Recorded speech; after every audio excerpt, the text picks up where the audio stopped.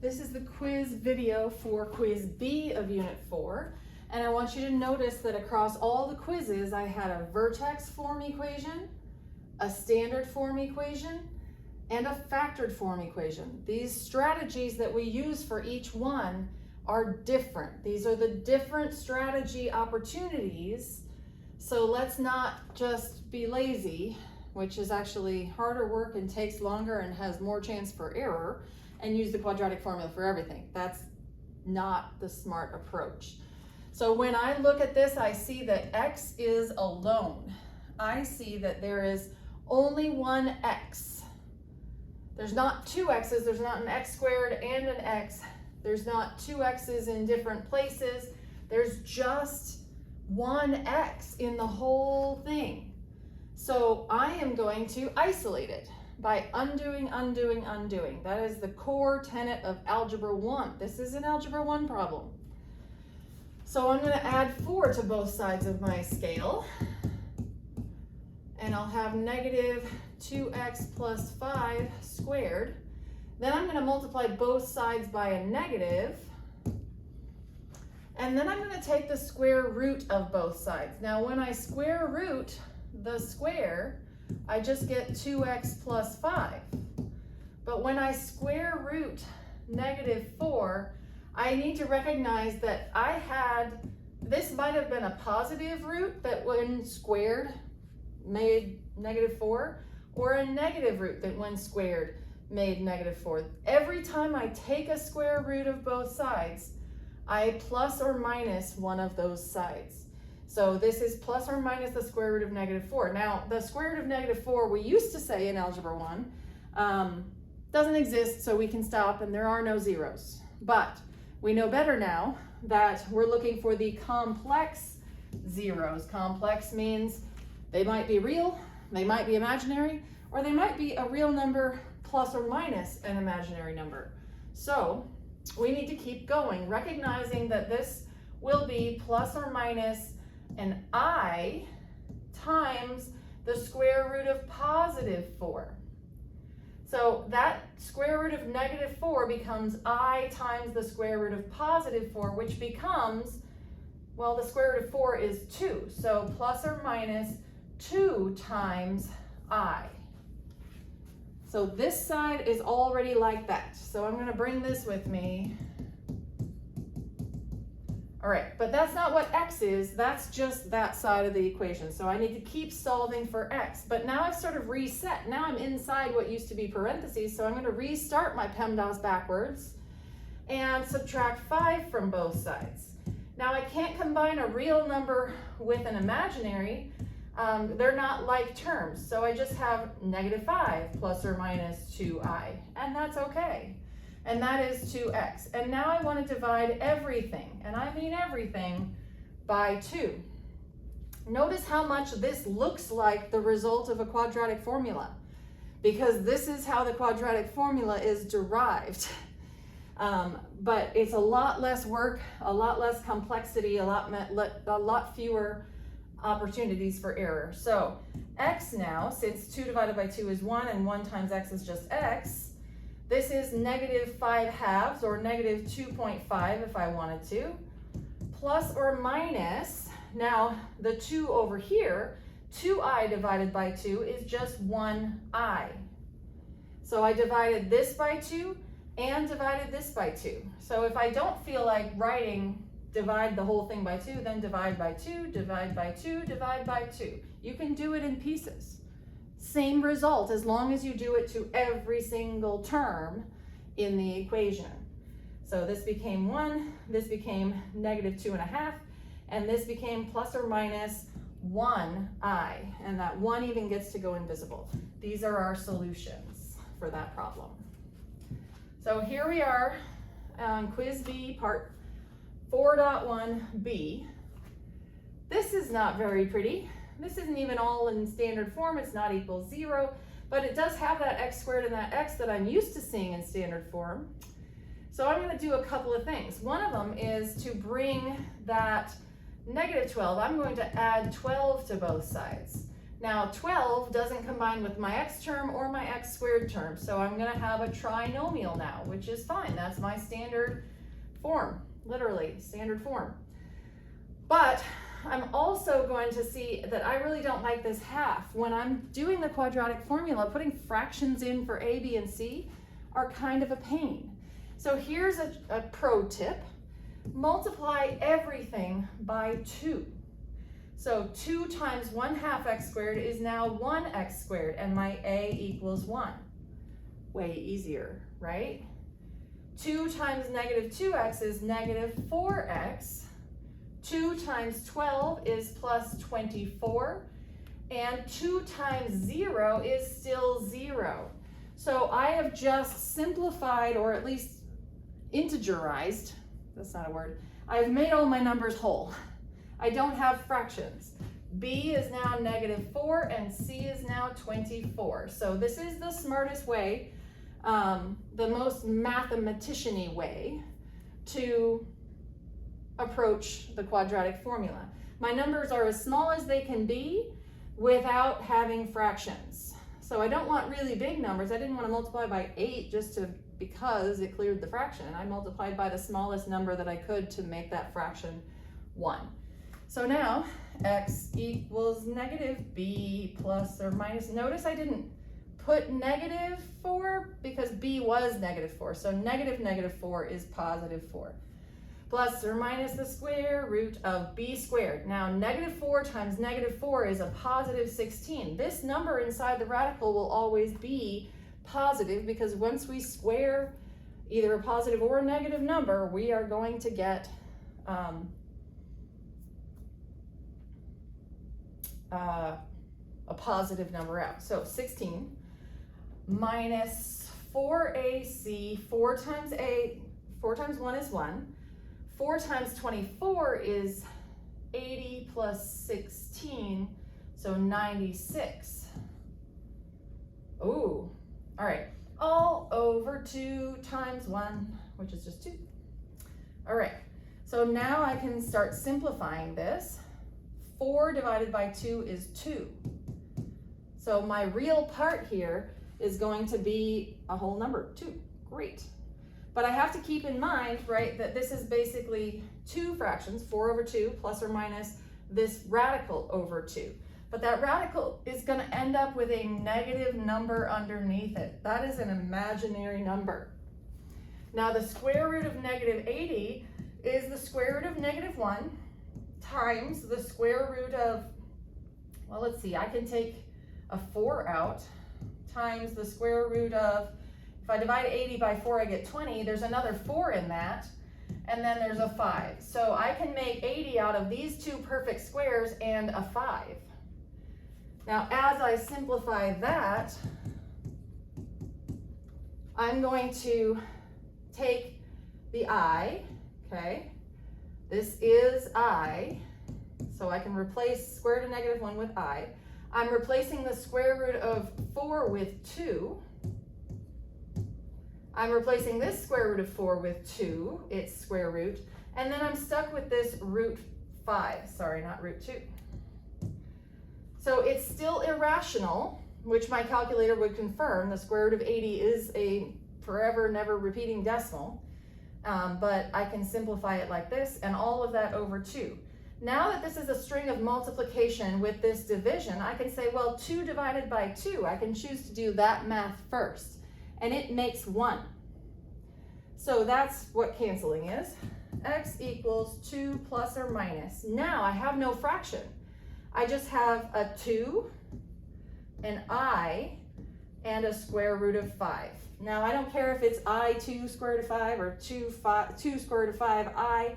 As long as the I is outside the radical, I'm happy because I doesn't belong under the square root. I is in itself already square rooted. So I need to replace the square root of -1 with I, which means it comes out of the radical. All right, and these are my solutions. Ta-da! Complex. All right. Don't waste a perfectly good factored form, guys. This is like a rectangle that is x minus 3 wide and 3x plus 7 tall, whose area is 0. Because 0 times negative 2 would still be 0, so I'm going to ignore that negative 2, or divide negative 2 by both sides. And I would get that 0 is this times this. But that's only true if one of these equals 0 or the other equals 0. So I don't actually do that math to get the big standard form. It's a huge pain and waste of time. I take this piece and I find the value that makes this 0. I add 3 to both sides and I get that x equals 3 would make this 0. I can even plug it in to check. 3 and 3. So I don't care what that is, because 3 minus 3 is 0, and 0 times negative 2 times whatever that is 0. So it works. Okay? Secondarily, to find the second answer, I set this equal to 0. 3x plus 7 is also 0, because I'm trying to make this whole thing equal 0. So isolate x and it'll tell you what x will do it. Subtract 7 from both sides, you get 3x equals negative 7. You divide both sides by 3 and you get that x, because that's now 1, equals negative 7/3. I'm not sure my guess and check would have come to that, but maybe. But my two answers are 3 and negative 7/3. Those are not being added or subtracted. They are a list of x values that make that equation true. So it's my solution set. Alternatively, if you really wanted to be a middle schooler and circle them, whatever, okay. I don't tell you how to report your answers, I just say find them. This is how I would do it. All right, so that's problem 4.1 and the 3 different strategies based on which format I have. Now, this one is an inequality.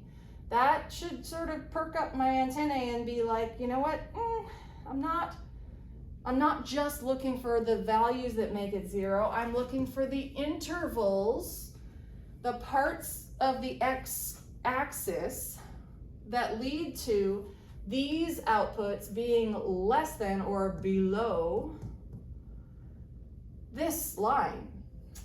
I don't want to graph that and just hope they cross at nice numbers. So I'm going to do it algebraically. I'm going to isolate some stuff. I'm going to mess with it so that it's not two really ugly functions, but rather one parabola that I can use the zeros of to delineate between positive and negative outputs. So when I see this negative 1/3 times the thing in parentheses, I like that thing in parentheses. I don't want to take 1/3 of it because I'll end up with a fraction here for c. I don't like it. So instead, I'm going to multiply both sides by -3 to get rid of that fraction. Just get it out of your way. This is a scale that I'm on. Yes, it's tipped, but as long as I do everything as if it were balanced, I won't change which way it's tipped. I will be careful, right?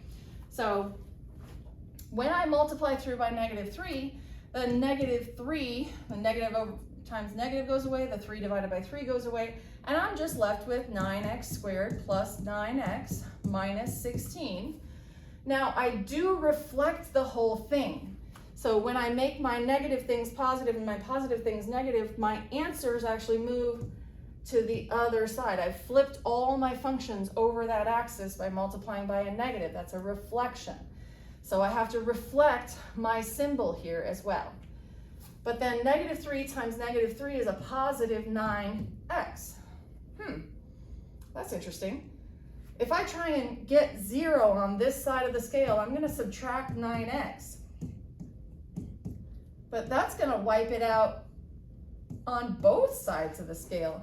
So now I just have 9x squared minus 16 plus 0 minus 16 is greater than or equal to 0. Interesting.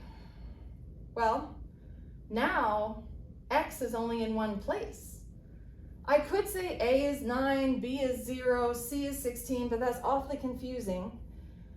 since I only have a single location for x, I'm going to use my vertex form strategy because that's what this is. This is vertex form. There's no more horizontal shift.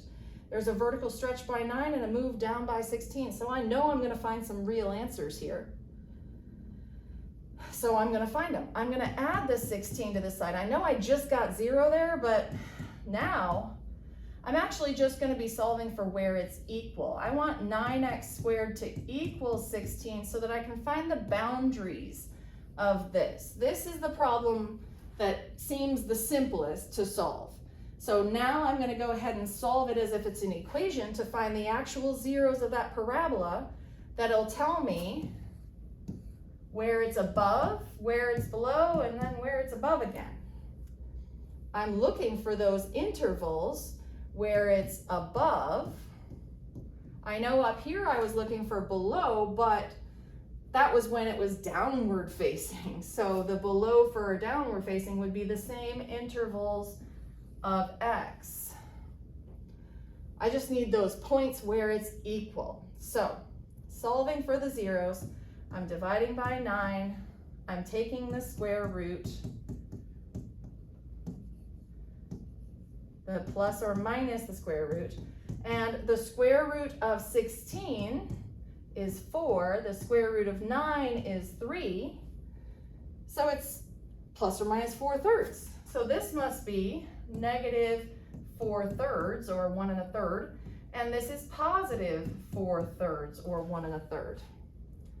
So my intervals are going to start at negative infinity, and I will get positive greater than 0 y values as long as I stop at negative 4/3. And I want to include the negative 4/3 because I'm okay if I'm equal to 0 or if these two functions are actually intersected. I'm happy with this, all the numbers in this interval. Or I could start over here at positive 4/3 and go all the way to infinity, and I would be similarly happy. So if I'm nervous, and because it says so in the instructions, I'm going to test at least one x value in the original problem. So I need to clean this up a little bit because I want to put a value from these intervals into the original problem. Sadly, I can't use 0 unless I wanted to prove that it was false. I mean, that would be kind of fun. But let's see, does it say test at least one x value in the original inequality to demonstrate that you have determined the correct solution? Oh, it doesn't say I have to test a yes. I can test a no because this is my binary question. I'm either between or I'm outside. So if I prove that I'm not between, I've confirmed or validated that I'm outside. All right, I'm gonna go ahead and test 0 and hope to show that it's false. So I'm checking what happens when I put x equals 0 in. Will my y be positive or will it be less? Will it be true or false? I'm hoping for false. All right, so negative 1/3 times 9 times 0 plus 9 times 0 minus 16. Is that less than or equal to negative 3 times 0? All right, well, all these zeros get to just go invisible because they're being added. So negative 1/3 times negative 16 is a positive 16/3. And is that less than or equal to, well, this is now 0. No, a positive number is not less than or equal to 0. I have gotten a false statement from a number that I was testing to see if it should be false. It's kind of like double negatives, I don't know. But I have confirmed that it's not the between, so it is the outside. All right. Here we go to 4.3. Now we're graphing to determine the regions that satisfy this system of inequalities. So we're gonna have to shade the solution region or regions. All right, ooh, they're both parabolas. So y is less than that. That's in vertex form. So when I look at this, I see that this has been shifted to where when x equals -4, I am at the vertex. And actually, since there is no shift up, right, there's basically an invisible +0 here, so that is 0 shifting upward. This is only shifted to the left. That's my vertex. But my parabola opens up steeply. So if I'm going to graph this carefully, I'm going to take all the normal y values that are over 1 up 1 squared, over 2 up 2 squared, over 3 up 3 squared, and I'm going to double them because this is 2 times the y value. So I'm going to go over 1 from my vertex and up 1, but double it, and then mirror it across my axis of symmetry. I'm going to go over 2 and up 4, but then double it. So, and then mirror it across my axis of symmetry. And at this point, I'm off the graph. So it's a very steep parabola here. Now, I'm happy to keep it as a solid line because I am okay to be on that line. But do I shade above or do I shade below? This one says, I will be happy for all the points whose y value is less than the y that this one gives, which is on the parabola. So as long as I shade everything below, which is like everything, right? It's the whole, it's the whole thing that's not in that skinny little bit, and it includes down here. It's everything below that parabola across the whole plane. Okay, I'm going to change my color. So now I'm going to graph this parabola where y equals 4 minus x squared, which is the same thing as -x squared plus 4, which some of you realized during the quiz, which is transformation form. There is no shift left or right. So my axis of symmetry is the y-axis, but there is a shift upward to 4. My y-intercept is my vertex in this unique case of just, there's no horizontal shift, there's no x term, just an x squared term, which means this was like x plus 0 squared plus 4 with a minus, right? So that's my horizontal shift to nowhere and my vertical shift to 4. Now there is that vertical reflection, so I open downward, and otherwise there's no stretch. So I'm going to go over 1 and down 1, over 1 and down 1, over 2 and down 4. Oh, I found my zeros. Over 2 and down 4, over 3 and down 9, which takes me to -5, I believe. Over 3 and down 9, right? Mirror. And now that's probably enough. So I'm going to go ahead and sketch that parabola, making sure not to come back in on myself, right? It continues to go outward and downward forever. Now, where do I shade this one? I'm going to shade all the y's that are above the y's from my parabola. So I'm going to shade above the y's from my parabola, which would be everywhere out here, but not in there. So I'm going to do that horizontally, even though I'm really drawing all the vertical things, right? Whoop, I accidentally clicked and dragged. As long as I am not below those for the same y, I can't be below that. I need to be above it. So I'm happy to be in all of this space. Now it's a little hard to tell what's double shaded, so I'm going to highlight in bright green. That particular line was over here, okay. I need to avoid being inside this parabola and avoid being inside this one because I need to be below this one and above that one. So it's kind of like all of this space,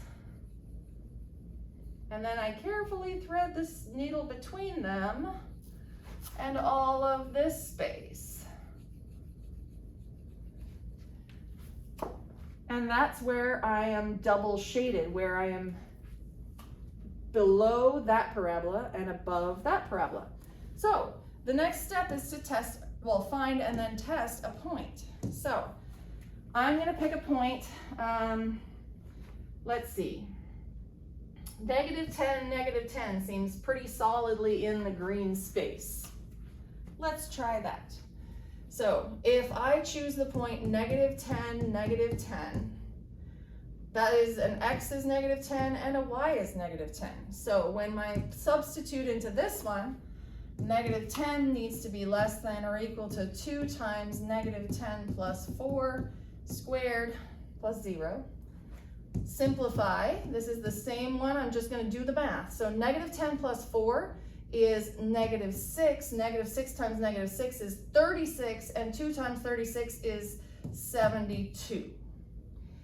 Is -10 less than or equal to 72? Yes, true, happy. Okay, I don't know what that's doing. I still have to check that I satisfy this one. So, second check, -10 is greater than or equal to 4 minus -10 squared. Is -10 greater than or equal to 4 minus, now -10 times -10 is 100, a positive 100. So this becomes a positive 100, which I'm subtracting. So is -10 greater than or equal to -96? Yes, sir, it is. Absolutely. And I win. That point does fall in my shaded region, so I feel pretty good about it. All right, hope that helps.